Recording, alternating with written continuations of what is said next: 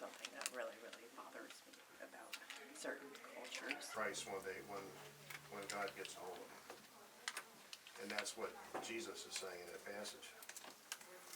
You are so valuable that God was willing to give his life on a cross almost 2,000. Every one of these, and we didn't set out to ask for child survivors. We just said, were you a survivor of abuse or sex assault? That's what makes it so powerful. Yes. Because Yes. you said what you were when you were first assaulted. Wow. And even the older girl, the 15-year-old, read her sign. Her abuse started it too, but she chose to document the 15-year-old abuse because she said that was what she's currently processing. Child sexual assault and sexual assault is something that has been happening inside of communities from every walk and way of life. It is not necessarily just from one specific community, and you can't say that it doesn't happen somewhere, because it does happen. And at the end of the day, it was never about the clothes. It was never about the clothes.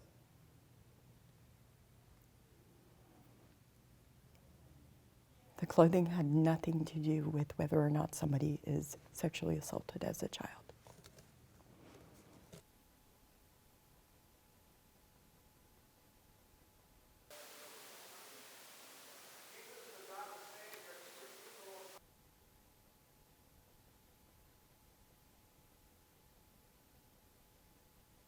The display came about because people were talking about it on the internet, about how, like, there's all of these clothing displays, and we were talking about, somebody suggested that we should do a plain dressing clothing display, and so Hope Anne approached me and asked me to help them do this. Too much work to be done. There's too much, because I work with children. I look at this wall.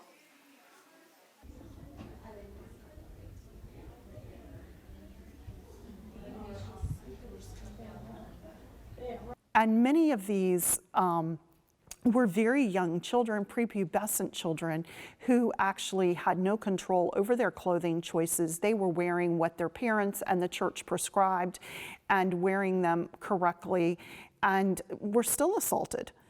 And so we just felt like this is a powerful way to try to start to help people understand that modesty, a head veiling, does not guarantee that you are going to be safe from sexual assault or child abuse, especially when many times the offenders are within their own families and or their own communities.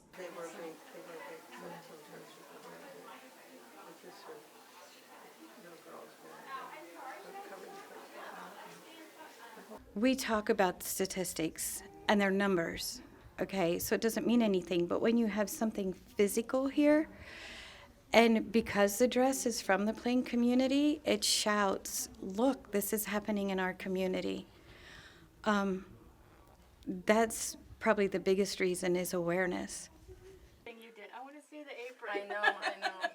Well, and I sent, so this is the one that I sent. So this is, and then see, but see the difference in, see there, we can't have anything. Yeah. But, and then this is the little apron thing.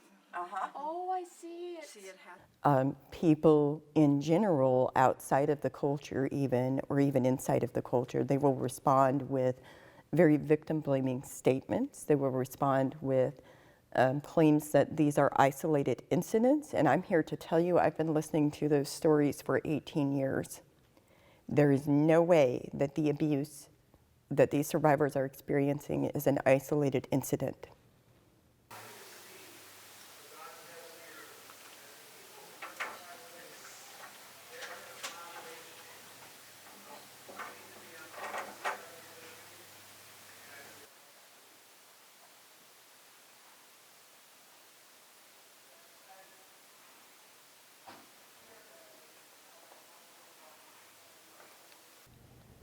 I think I feel honored in some ways because people trusted us enough to share their outfits.